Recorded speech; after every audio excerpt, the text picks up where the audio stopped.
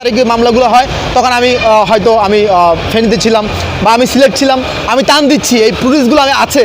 সুতরাং আমি দেশবাসী সহ আমাদের প্রধান উপদেষ্টা ডক্টর মোহাম্মদ ইউনূস সহ সেনাপ্রধান সহ খাগড়াছড়ি জেলায় এসপি মহোদয় এবং ডিসি মহোদয়, টিউনু মহোদয়, আপনাদের প্রতি বিনীত অনুরোধ করব এবং দেশবাসীকে আমি অনুরোধ করব আপনারা আমাকে সাপোর্ট করেন, আমার সঙ্গে থাকেন। আমাকে ধরে নিয়ে গিয়েছিল আমাদের খাগড়াছড়ি জেলায় সাবেক এমপি, তিনি পরবর্তীতে তিনি যখন 2001-এ বিএনপির নির্বাচন করে এমপি হয়, পরবর্তীতে উনি আবার বিএনপির বিদ্রোহ হয়ে 2009-এ স্বতন্ত্র নির্বাচন করে। আর ওনার এগেনস্টে আবার আমরা বেগম জিয়ার নেতৃত্বে দানের শীষে নির্বাচন করি।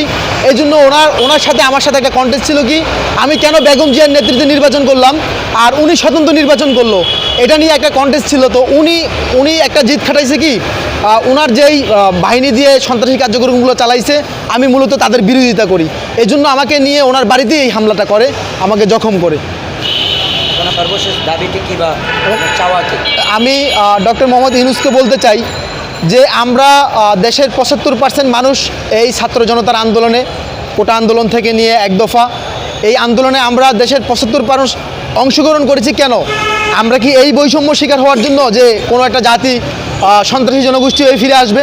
আমরা দেখেছি সরকার পতনের পর আরেকটা জাতি, একদিকে আমাদের ছাত্র জনতা রক্তাক্ত অবস্থা রাজপথে ছিল, অন্যদিকে একটা জনগোষ্ঠী সন্ত্রাসী কার্যক্রম নিয়ে, তাজাবাজি নিয়ে, হত্যাকাণ্ড নিয়ে, ভাঙচুর নিয়ে, লুটপাট নিয়ে রাজপথে নেমে আসছে।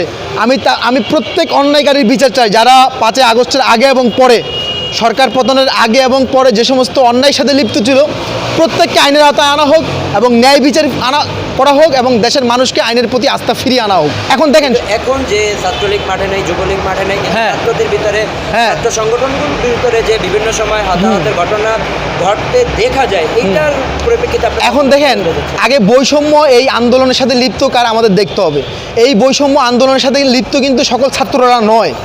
এখানে সকল ছাত্ররা সরকার পতনের অংশগ্রহণ করেছে, কিন্তু সকল ছাত্ররা কিন্তু এই বৈষম্য আন্দোলনের মূল প্ল্যাটফর্ম নয়। এই বৈষম্য কোটা আন্দোলনের যেই ডাক দিয়েছে, যাদের ডাকে দেশের 75% মানুষ একত্রিত হয়েছে, এনারা কিন্তু একটা লয়ারদের বেস, এটা একটা লয়ারদের বেস, এনারা মূলত আন্দোলন ডেকেছে।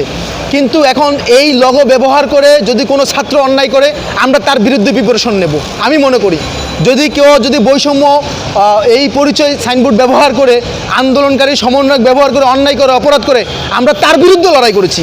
অর্থাৎ আমরা আন্দোলনে নেমেছিল তখন তাদেরকে বলা হয়েছিল তারা কোনো রাজনৈতিক দল না বা কোনো রাজনৈতিক সংগঠন না, তারা ছাত্র সংগঠন এবং জনগণের স্বার্থ থেকে তারা আন্দোলনে নামলো মাঠে। কিন্তু এখন দেখা যাচ্ছে তারা বিভিন্ন সময় বিভিন্ন জায়গায় বলে বেড়াচ্ছে যে তারা একটি রাজনৈতিক দল গঠন করবে এবং তারা রাজনৈতিকভাবে মাথাচাড়া দিয়ে উঠবে। তাহলে এইটাকে আপনি কোন দৃষ্টিতে দেখছেন? দেখেন, আসলে এই বিষয়টা আমি বলতে যাচ্ছি না, যেহেতু আমি দেশের একজন নাগরিক। রাজনৈতিক বিষয়টা আমাদের ইসলামিক একটা কালচার, আর আমার ইসলামটাই হলো রাজনীতিক। অনেকে বলতে চায় যে ইসলামের রাজনীতিক নেই, আমি বলি যে ইসলামটাই হলো রাজনীতিক। ওনারা একটা দল করতে যাচ্ছে, আসলে ওনারা কোন ধরনের দল করতে যাচ্ছে আমি যতটুকু জানি, আমি এই জাতীয় নাগরিক প্ল্যাটফর্মে আমি যদিও এই অংশগ্রহণ বা কমিটির কেউ না, আমি দেখতেছি এনারা চাচ্ছে যে জুলাই আন্দোলনে দেশের 75% মানুষ একত্রিত হয়েছে। ওনারা কিসের ভিত্তিতে একত্রিত হয়েছে? এই ভিত্তিটা কি? ওনারা এই ভিত্তিতে একটা রাজনৈতিক প্ল্যাটফর্ম বলেন বা আবারও একত্রতা বলেন, ওনারা দেশের মানুষকে একত্রিত করতেছে। ওনারা কি চায়? দেশের মানুষ কি চায়? আমি মনে করি যে দেশের মানুষ হিসেবে আমিও চাই যে আমাদের আমলা সমাজ, ওনারা মাস ভাগ করছে, দিন ভাগ করছে, তারিখ ভাগ করছে। আজকে এই মাসে এই বাজেটটা দিতে হবে আমলাকে, আজকে এই দিনে এই ছুটিটা দিতে হবে। অর্থাৎ দেখেন, আমাদের আমলা সমাজ রাতারাতি কোটি টাকার মালিক হয়ে যায়, কিন্তু আমার একটা রিক্সাওয়ালা ভাই, আমার একজন শ্রমিক ভাই, আমি একজন দিনমজুর, তাহলে আমাকে ছুটি কে দেয়? আমাকে বাজেটটা কে দেয়? আমাকে খাবারটা কে দেয়? আমাদের আমলারা যদি দেশের বৃহত্তম একটা বাজেট নিয়ে যায়, তাহলে আমাদের শ্রমিকদের বাজেটটা কোথায়?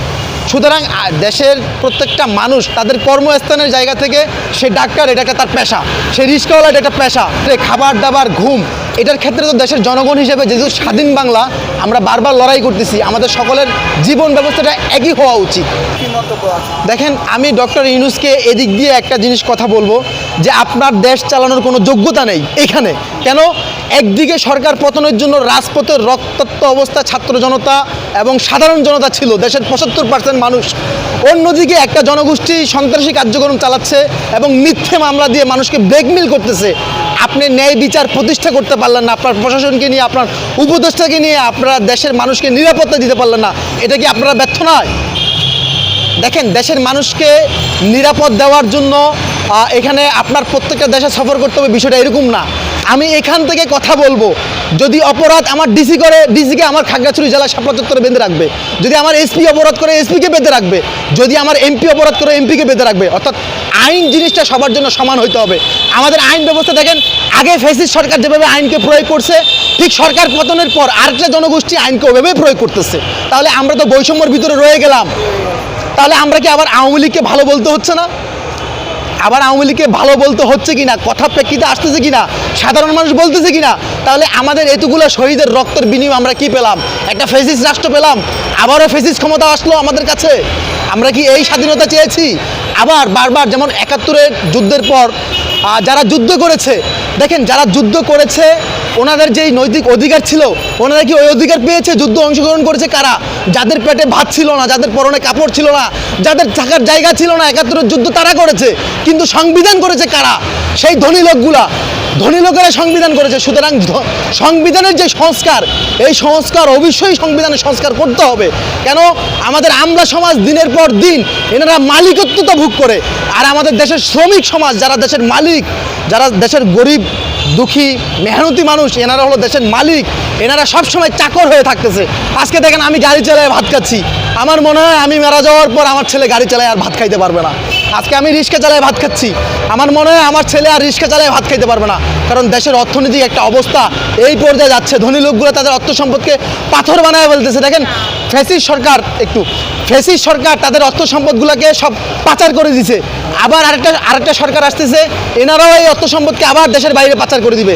তাহলে আমাদের অবস্থাটা কি হবে? তাহলে আপনারা স্বীকার করলেন যে আমরা যে আশা নিয়ে করছিলাম এই আন্দোলন, সে আমাদের আশা নিরাশা হয়ে গেছে। একদম নিরাশা হয়ে যাচ্ছে, একদম নিরাশা হয়ে যাচ্ছে। ধন্যবাদ আপনাকে সুন্দর একটা বক্তব্য দেওয়ার জন্য।